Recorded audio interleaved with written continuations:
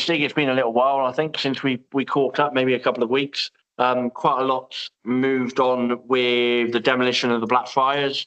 Obviously, we put out a photo or two last night, I think it was, which shows pretty much the whole of the structure is more or less gone now, and they're cracking on this morning as well. So there's really not much of it left.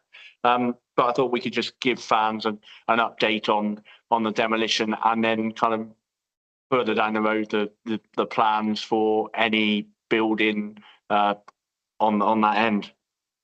Yeah, there's a huge amount going on behind the scenes. I know it's frustrating for people that we can't necessarily talk about sort of the sort of finer detail that we're in discussions about, publicly, but that's, we've got to respect the council's position. Obviously the visible part of it is the roof's now off the Blackfriars end, and it is the change in the vista is it's bonkers really, isn't it? Looking out of the office window the other night, and it's just completely different. I think I was laughing with Benbow in the groundsman that it might alter the way the ground plays football-wise as well, because of obviously there's going to be an open end almost. Well, there's going to be a decent sized hoarding up at that end to replace it. It might well change the way the ground plays a little bit and the way the wind goes around the ground. But yeah, no, it's just really exciting to actually see something happening at that end after all these years. It's just, I've joked about it a few times. It's almost a mythical status, isn't it? The demolition of the Blackfriars end, and to see something going on is absolutely brilliant. We've obviously continued. We've had another meeting with people connected to the council this over the last few days, which again has been really, really positive. The sort of work going on in the background to really get some definition behind what's going to go at that end is really moving quite quickly, which is brilliant. Clearly, we're not in control of it because currently that end isn't on our lease, because there's no point us leasing an area that we've got no use out of or use out of. But when something is put in place at that end, which will include our new stand, then obviously the interim arrangement we've got currently with the current leased areas can then be amended to take into account what we get at that end. So it's just one of those things that you can't obviously take a lease on an area that's got nothing on it, or that you can get no value out of. And it's why we've never leased the Blackfriars end previously, because actually, why would you lease an end that's only going to end up being a liability for you potentially? So there's a lot of work going on. Obviously, I know there's a lot of speculation about what size stand we might be looking at. What I'd say to people is we've got to be realistic about it, because this isn't our development. We are just a key part of it from what we can see. It's brilliant that we are a key part of it. It's brilliant that the council clearly want to take us with them, and they want to provide us with a decent stand at that end. It's not going to be a 5,000 seater end. It probably isn't going to be a 2,500 seater end. There just isn't the space there in reality for that. If you're going to put a development on there that's going to benefit Hereford itself, and also make the money required to actually make the whole development worthwhile. But we're certainly we've looked at other ends. Sort of, there's an end, the away end at Cheltenham holds 1,100, and there are other ends around the country that are that sort of design and that sort of size. And when you take into account the space that we'll have, that's what we've got to look at, to be honest. And I think if we get an end like that, then we'd be really, really happy. We're making it clear at all times that at some point further down the line, the meadow end probably will have to be looked at and redeveloped potentially. Now, from my point of view, I think that's probably where our focus in terms of a bigger stand should be, probably, is what needs to happen at that end. But, we're pushing, we're making it clear to the council, developers, etc., that if the meadow end did get put out of action because we were looking to develop, we need to be able to transfer 1,000+ supporters into the other end of the ground and spread up to 1,800, 2,000 supporters around the three sides that we will then have. So I know everybody likes to speculate on the size of the stand, and you have some people who are going, unrealistically that way, and other too high, others are going unrealistically too low. But what I can say is that we will be fighting for, the biggest stand we can possibly get within reason, and one that really does benefit the club.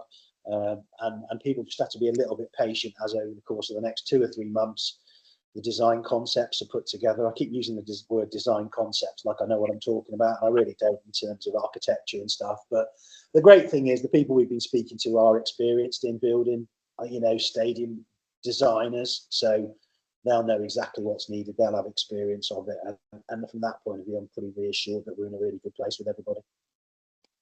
And in terms of us being involved in the conversation, there's already meetings scheduled in with those partners on a monthly basis from now right up until December, aren't there?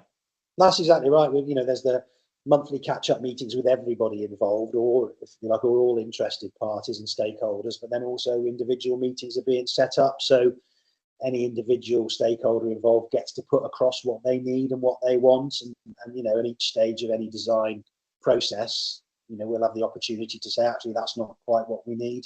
We need this, or actually we don't need that. We can have something else, and we'll do the very best we can to get the facility that we need and want. But we've got to be realistic that this is a development that we're not. It's not our development. It's a development for that the council are looking at for the benefit of the city as a whole, and hopefully, as it stands at the moment, we look like we're going to benefit from it too, which is absolutely brilliant.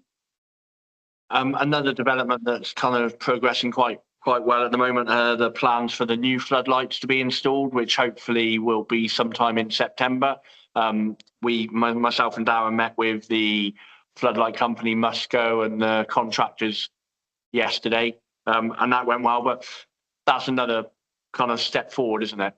Yeah, and the process, the process isn't straightforward. It's quite complicated. You're putting in an entire new floodlight system. Darren's been working really, really hard on all the documentation and all the paperwork, and has been answering 1,000,001 questions that are coming as a result of the planning application, which you clearly have to put in.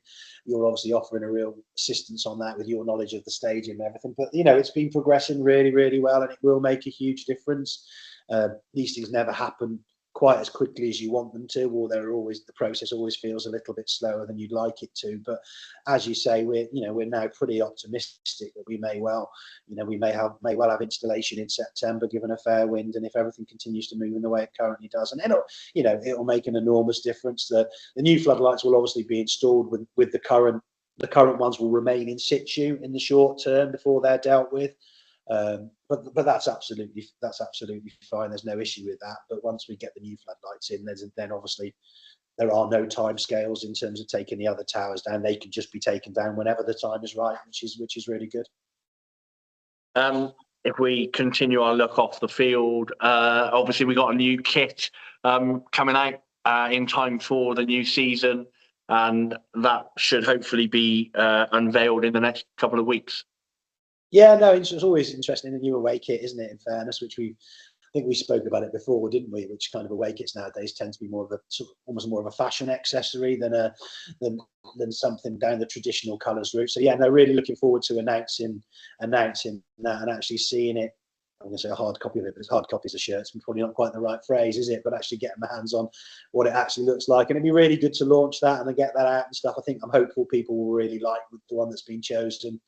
And I know Toby will be probably working very hard on some sort of shiny, glamorous reveal when the time is right. So hopefully, as you say, in the next couple of weeks, there have been issues, we've talked about it before, around delivery of kits and equipment and everything over the last 2-3 years potentially, but we seem to be in a really good place, touch wood, in terms of our deliveries, and that's all the play and training kit arrived for the lads, didn't it, in plenty of time, which was brilliant. So they all looked shiny and new as they wandered through the middle of Hereford last weekend, didn't they? So yeah, and with we know the away shirts in the country now, I believe, so that's a positive as well. So hopefully not too far from landing in Hereford. Yeah, as you mentioned there, the first team returned to training. The women have seem to be signing players on a kind of almost daily basis at the moment, and the 18s are going to be getting back to it soon as well. So it's all go on the football front as well. Yeah, it's mad, isn't it, to think that the first team have got their first pre-season friendly fixture this coming weekend against Westfields at the county ground. That the women's and girls, it's been great to see their signings being announced over the course of the past few days. Obviously, they've retained quite a lot of a very successful team last year, so they've got a really great first season to build on. So I really look forward to seeing how they progress. I mean, they're going to be at Edgar Street again this year as well, which is really pleasing that we can continue to do that. And then the under 18s are starting out, going through that process of pulling a squad together and getting everybody in. I know Nash is working really hard on that. But no, it's really interesting. It's, in some ways, you can't quite believe the football's come round again already. And sometimes it thinks like, sometimes I think about it and think it's been a long summer, and then other times I think about it and it only seems like yesterday. It was the 20th of April and we had that game against Boston. But yeah, I think this is the time now when everybody starts to get a little bit more excited about it, and we're going to get our first proper look at the squad itself on Saturday, which is going to be really interesting. Yeah, so looking at that first team squad, one of the key things in terms of supporting Paul is squad builder, and it's gone really well so far. Obviously, we've had that matched offer from the founding shareholders, but I guess the appeal is if you haven't yet signed up, it's not too late, is it? Yeah, that's exactly right. I mean, I think we've gone past the £36,000 mark, I think, now in terms of the donations from the wider fan base, which is absolutely fantastic. That'll obviously be doubled because of the brilliant match funding offer from the founding shareholders. I think what I want to say about squad builder really is that you feel bad talking about it too much because you don't want to look like you're putting on supporters more and more. But we are looking at potentially putting a deadline on it, just to try and cap it at a certain time. And the thing with squad builder, and I think I tried to say this at the fans forum, is the squad builder money, any money that comes into squad builder that has come in, and any more the money that comes in, Paul can spend it in the here and now. Whereas from a board perspective, we can't start to speculate because we don't know how the season's going to start. We don't know how the crowds are going to stack up. We don't know how things are going to go. So it's very hard from a club perspective to speculate more money at this stage than you've already made available, for the playing budget. So, if people can find a little bit more help for us through squad builder, and I think we've got 201 contributors now. I think just over 200. I think it is. If we could get to 250 contributors or donators and get beyond £40,000 in terms of the total, heavens, you get to 45, £50,000. It suddenly opens options for Paul far more. And then further down the line, when we know more about how the season is progressing, then as a board and the football club, we can then think about our options. It's just very difficult at this moment. Everybody knows quite how bonkers football is, and there's just so many unknowns at this stage. So we do have to be kind of disciplined, and we have to be careful, which is why the squad builder support from supporters is so important. It's been so fantastic, and you look at the figures raised by the likes of Chester, who I think they closed theirs this week, and what they've been able to do, and the number of donators they get, and the same with Darlington. And we can keep pushing it every year. I think this year's gone better than it has in the past, but I think we can always do more if we possibly can. So once again, thank you to everybody who's supported us this summer through Squad Builder, season tickets, the membership scheme. It's been really positive in every way, I think, to be honest. So long may that continue. Yeah, just touching on season tickets. So I think we're at just over 1,150, which is already just a little bit higher than we were last season, which is a fantastic response from the fans. Just an update on season tickets, that the cards will be hopefully ready in time for the friendly on the 20th. So anyone coming to that friendly on the 20th, or the Newport one on the 3rd of August, will be able to pick their cards up either at the game or from the club shop in the week on Tuesdays and Fridays as well. But it's great support to kind of already have been at beaten last season's total.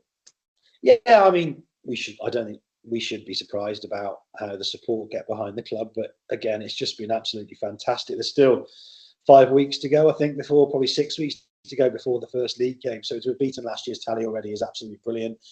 I think when the football restarts and that type of thing, and start to see more of Paul's post-match interviews, I think again that starts to just generate excitement and interest. So it's going to be a really interesting month, I think, now. From what Paul's telling me, the training has started brilliantly. The intensity has been great. The condition of the players when they've come back in has been absolutely brilliant. The new lads have started to sort of embed themselves into the squad amongst the characters that we've already got. So yeah, a lot to be positive about. And I actually just talking about, obviously we've got 3 home season friendlies, but the pitch at the moment looks absolutely fantastic. I've never, it's so lush, and the amount of grass on the surface now, given where we were at the end of last season when it was beginning to look really threadbare because of all the games. I think talking to Ben on Tuesday, was absolutely delighted with the amount of growth he's got on the pitch, and it does look amazing. And he was putting his lines on, I think it was Tuesday. He had the lines on for the first time and was just sort of starting that prep. And it does look amazing. So thanks again to Ben for all this hard work over the course of the summer, as usual. Yeah, the lines are on and the goalposts are up, so it's starting to look again like a football pitch, because it always looks a bit random when he takes the goals down. But yeah, it's looking really good out there, and I think obviously it benefited from the borehole that we've got installed, because it allows him to put the amount of water on that he needs, depending on the weather, obviously. So that's all really good. Yeah, it's just to say, I mean, like, just what we've been able to do, because last season went well, really, generally, and we've obviously on the field, and it's just given us a few options, and being able to make a decision on behalf of the club, like the installation of a borehole, which does come with some expenditure clearly in the first year, but hopefully then moving forward in year 2, 3, 4, 5, 6, you're then saving every year. But to actually have got ourselves into a position where we can make an infrastructure decision like that is absolutely brilliant, and I think it's massive credit to everybody that's been involved over the course of the past 12, 14 months, that we can start making infrastructure decisions which will hopefully benefit, rather than living for the here and now and day to day. We're actually been able to make decisions that will benefit us hopefully longer term. So the borehole is just a really good example of that, and it's already making a difference, which is great.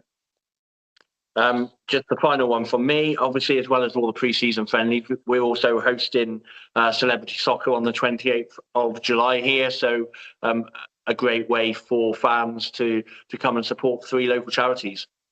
Yeah, absolutely, Raoul. I'd agreed to play in the original date for it before it got waterlogged off. So I'm going to try and keep my head down over the course of the next 2 or 3 weeks and see if I can avoid selection, because no one wants to suffer my footballing ability. But yeah, no, a really important event. It's not just for the club itself, but particularly for those charities, and kind of for the wider community, really. It could bring in a very different demographic in terms of the people that want to come and watch that game than a normal match day. So, the more people we can get at that game, the better it is for the charities.